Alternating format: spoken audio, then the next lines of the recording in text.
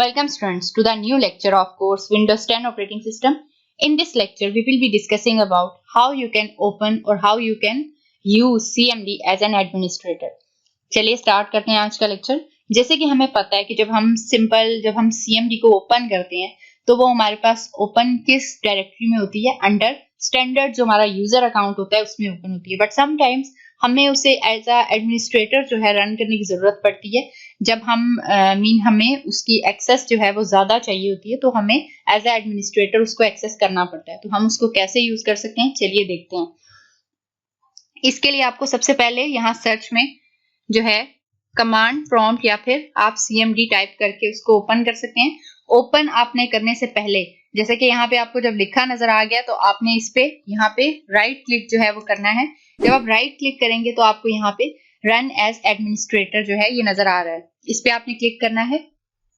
तो आप देख सकते हैं कि यहाँ पे हमारे पास एज एन एडमिनिस्ट्रेटर ओपन हो चुका है। अब मैं सिंपल CMD भी आपको ओपन करके दिखा देती हूँ जो कि यूजर जो है हमारे जो अकाउंट्स होते हैं उसमें ओपन होती है।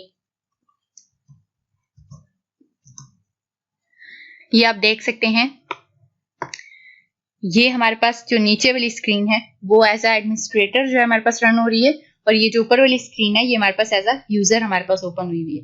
That's all for today's lecture. Thank you.